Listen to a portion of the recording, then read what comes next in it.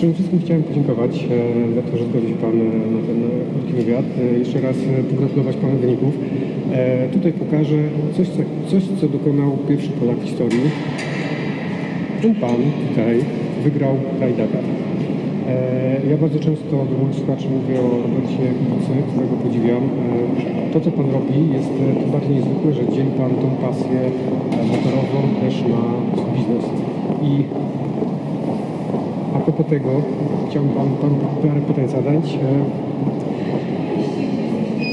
Pan urodził się, czy wychował się w Legnicy, tak? Często zastanawiam się, jak miejsce, w którym się uczyło, wpływa na nas. Nowa Huta ma różną opinię. Czy to otoczenie jakoś zbudowało Pana taki, jaki Pan jest, że Pan w tym momencie odnosi taki sukces? Czy to miało jakiś wpływ? Nowa Huta, w której mieszkałem 14 pierwszych lat mojego życia, na przemian na szczęście z centrum Krakowa, gdzie mieszkali moi dziadkowie, na pewno zostawiła we mnie taki ślad, że potrafię stawić czoła ludziom, których sposób rozumienia świata jest bardziej czarno-biały, bardziej prosty, czasem nawet brutalnie prosty. I obejście z takimi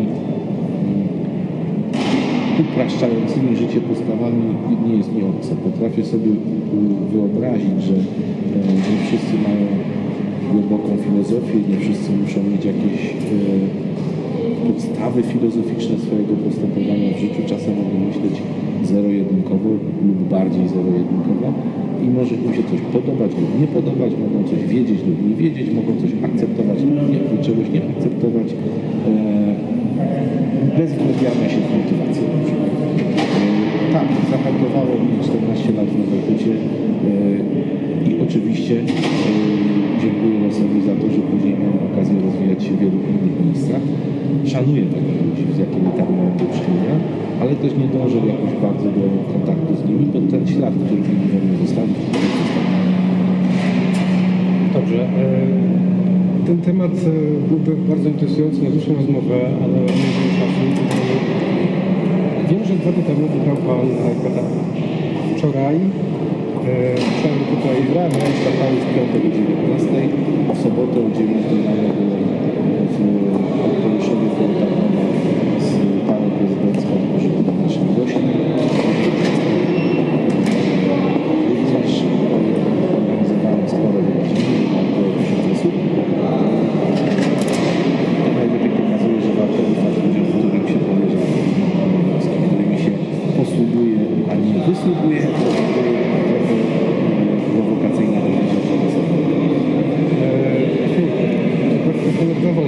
Jeden wątek, bardzo jestem ciekaw, znaczy może słuchacze są ciekawi, jak Pan to robi, bo pierwszy rajd to jest bardzo wymagająca sprawa. Drugie przelecieć tyle kilometrów, na drugi dzień wyjść na Bezprowy, spotkać się z prezydentem. Dzisiaj jest Pan na konferencji, gdzie jest Pan osłuchiwany. Wczoraj byłem na tej 6-godzinnej konferencji PKO Banku Polskiego. Jak się okazało, czego nie wiedziałem, byłem tam główną niespodzianką i jakimś takim zwieńczeniem całego dnia konferencji. Nie mam z tym żadnego problemu. Czy to jest Wręcz kwestia przeciwnie, to jest coś diety, naturalnego. Pana ćwiczeń, z czego to wynika? Wszyscy wiemy, że człowiek to sinusoida koncentracji i sinusoida wydolności fizjologicznej. Czyli musimy spać, żeby móc myśleć i funkcjonować. Ja te sinusoidy dość dobrze zrozumiałem i potrafię nimi sterować na tyle, że mając świadomość, co mnie czeka, jestem w stanie włączać i wyłączać umysł, włączać i wyłączać ciało wtedy, kiedy ono potrzebuje regeneracji lub kiedy musi być aktywne. I umysł i ciało. W jakim stopniu opanowałem tę sinusoidę i dzięki temu potrafię na tyle sprawnie realizować plan, na ile ambitnie jest on tworzony. Jeszcze takie dogłębne pytanie co do tego. Wiele osób sukcesu wiem, że mają specyficzne rytuały poranne, które wprowadzają w to, żeby się organizować. Czy Pan coś takiego stosuje? Ja jestem early bird tak zwany, czyli jeżeli trzeba wstać o 3, 4 czy 5 rano, to potrzebuję wiedząc o tym, że tak będzie następnego dnia, potrzebuje raczej rytuału wieczornego, czyli wyciszenia i przygotowania się mentalnie do tego, co mnie spotka 5, 10 czy 20 minut po wstaniu następnego dnia, niż jakiegoś nakręcania się specjalnego. Poza tym wykorzystuję praktycznie każdą fizjologiczną czynność już nie do tego, żeby ją wykonać, tylko to rutyna, tylko typu poranny prysznic czy mycie zębów, tylko do tego, żeby się psychicznie, mentalnie przygotować na to, co nas czeka danego dnia. Czy ten plan dnia ma Pan dokładnie poukładany, czy to jest też ten wolny ptak? Mój kalendarz jest prowadzony bardzo szczegółowo od 1988 roku, czyli 27 lat. 28 już prawie. Dzisiaj zapytamy o to, co robiłem w dniu jakimś tam 15, 20 czy 25 lat temu. Za 2 godziny, jeśli to jest zorganizowane, to dowiedział, co robiłem o 11:30 właśnie w tym następnym. Nie jest to nigdzie publikowane, bo nie o ekshibicjonizm chodzi, ale pewna organizacja jest niezbędna do tego, żeby funkcjonować sprawnie. Dobrze, zadam Panu takie pytanie odnośnie mentorów. Jak słuchałem jakieś materiały, gdzie Pan się wypowiadał, mówi Pan, że jeśli chodzi o sport, bardzo Pana inspirował Korzeniowski, Małysz, Golob. Uczył się Pan jazdy od Amerykanów, Francuzów, Włochów. To są rzeczy, które są... Skupmy się na Robercie Korzeniowskim, bo to najlepszy przykład. Nie ma żadnego znaczenia, jaką się dyscyplinę sportu uprawia. Znaczenie ma to, jakimi środkami, jakimi sposobami i do jakich rezultatów się dochodzi. Patrząc na relacje pomiędzy osiągnięciami sportowymi a zasobami, którymi dysponował Robert Korzeniowski, moim zdaniem postęp jest prawdopodobnie największy, a on jest przed nim znany. Bo jednak za Tomkiem Golobem zawsze stała jakaś grupa, ojciec, rodzina, mechanicy i tak dalej. Za Adamem Małyszem też stanął zespół ludzi, który choćby pozyskał w tej już drugiej fazie jego kariery sponsorów, nie musiał organizować sobie wszystkiego sam. Robert Korzeniowski musiał sam organizować swój trening, sam organizować swoją odnowę biologiczną, sam poznać swoje ciało, nie tylko dyscyplinę, na tyle dobrze, żeby w efekcie zostać mistrzem olimpijskim. Moim zdaniem Robert Korzeniowski należy do tych nielicznych sportowców, którzy musieli zrobić najwięcej w największej ilości dziedzin, żeby dojść tam, gdzie doszli w sporcie. Jak Pan... Miał najmniejsze zewnętrzne zasoby do tego. Tak, tylko zaraz rozmawiamy o Pan. Co Pan poznał Roberta i Pan dopytał, jak on to robił? Obserwowałem karierę wszystkich najbardziej znaczących polskich sportowców. Również Roberta, a później poznałem go osobiście i rozmawiałem z nim wielokrotnie. Robert jest skromnym człowiekiem, ale udało mi się dowiedzieć mniej więcej tyle, że ta teoria moja o tym, że doskonale opanował swoją dyscyplinę, i swoją technikę, i swoje ciało, i swój trening, i swoją odnowę, i swoją suplementację, i odżywianie. Mnóstwo rzeczy połączył. Ta teoria się potwierdziła, mimo że bardzo lakonicznie o tym mówi. Czy w biznesie miał Pan takie osoby, na których się Pan wzorował? Zaczynał Pan z tego, co czytałem chyba w wieku 16 lat. Zaczynałem w wieku 16 lat z prostej potrzeby, to znaczy uprawiałem jak na tamte czasy drogi sport, czyli narciarstwo. Wtedy, żeby uprawiać narciarstwo wyczynowe, to było bardzo kosztowne, mało kogo było na to stać. Dzisiaj to dziwnie brzmi, ale tak było.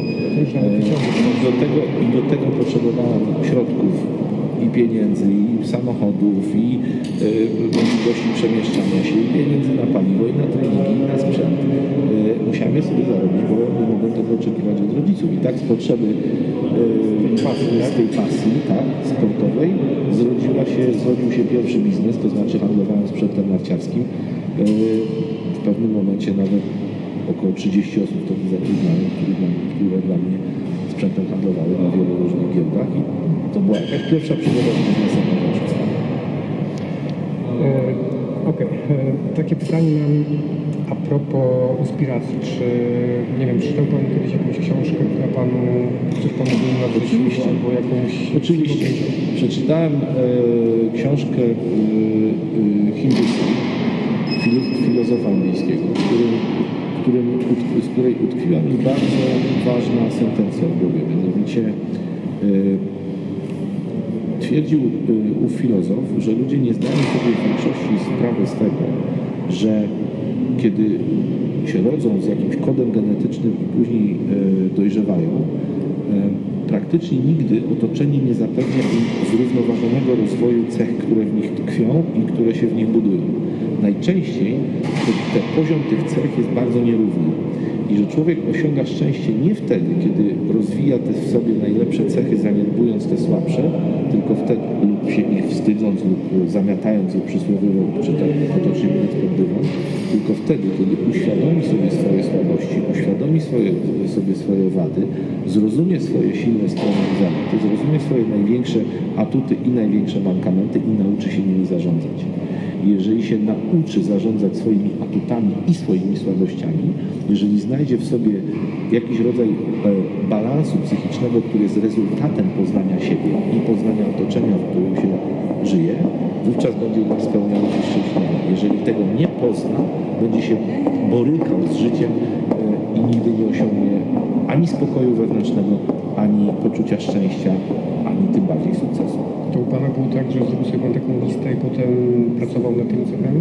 Zderzałem się z różnymi swoimi wadami poprzez reakcje ludzi wokoło, którzy mówili, jesteś taki, taki, taki. Na początku oczywiście polemizowałem z tym, ale od kiedy przeczytałem tę książkę, przestałem polemizować, zacząłem pytać. Zacząłem słuchać uważnie i nie przyjmować tego co mówią o moich wadach, czy sprzeczając się ze mną coś jako krytykę, tylko przyjmować jako dar, jako coś, co mi darowują, że darowują mi wiedzę na temat samego siebie, dzięki której będę lepszy. Pamięta Pan, że tego książkę Nie, skąd, to było bardzo dawno temu, ale ta myśl miała fundamentalne znaczenie, że człowiek jest tylko wtedy szczęśliwy i tylko wtedy osiąga sukces, jeżeli potrafi poznać siebie i zrównoważyć swoje oczekiwania wobec siebie.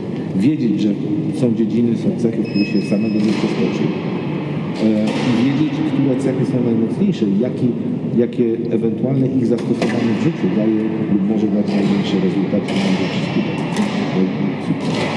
Dwa ostatnie pytania. Na przykład, gdybym starał się być sprinterem, tak, i wyobraźmy sobie taką sytuację, że zafascynowałby mnie jakiś sprinter albo sprinterzy, powiedział, będę sprinterem. Byłbym prawdopodobnie bardzo szybko frustratem, bo nie mam cech sprintera.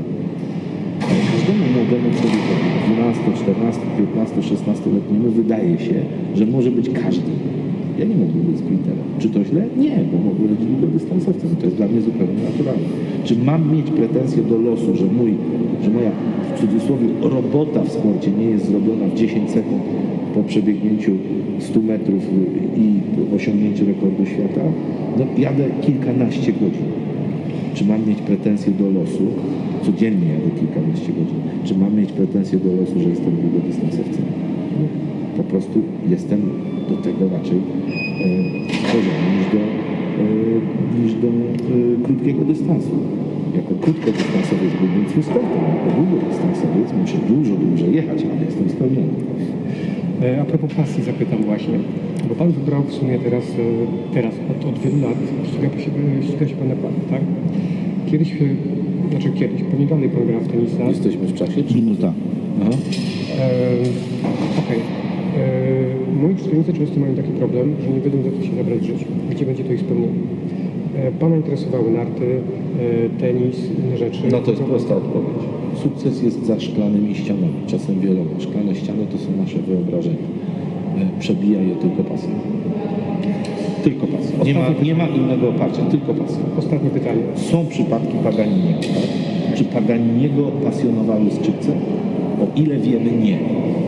Jego ojciec, czy jego rodzice kazali mu to robić do tego stopnia, że w końcu był świetny. Ale to są wyjątki. Regułą jest to, że ludzie osiągają w tym sukces, co ich pasjonuje. Dlaczego? Bo do tego sukcesu jest wiele szklanych ścian po drodze, które trzeba przebić. Nie da się ich przebić inaczej niż tylko pasją. Sekunda, ostatnie pytanie. Sukces. Na to słowo, jaką ma Pan osobę na myśli? Z kim się Pan kojarzy? Z kim mi się kojarzy sukces? No na przykład niebywałym sukcesem jest w życiu może się wylegitymować Donald Tusk, wziąwszy pod uwagę to, że jest historykiem z wykształcenia, wziąwszy pod uwagę to, że miał bardzo dużo pod górę różnych okoliczności. Proszę popatrzeć, to jest pierwszy człowiek, który może się wykazać reelekcją swojej w naszej 20-paroletniej historii. Pierwsza reelekcja, czyli nie zniechęcił on i jego najbliższe otoczenie do siebie tak jak pozostali, przełamał pewną bardzo wydawałoby się, żelazną regułę, że nie ma reelekcji w kraju, w młodej demokracji, że w młodej demokracji społeczeństwo zmienia jednak zdanie, bo się zniechęca na przykład do trudności, które wiążą się z określonym rządem.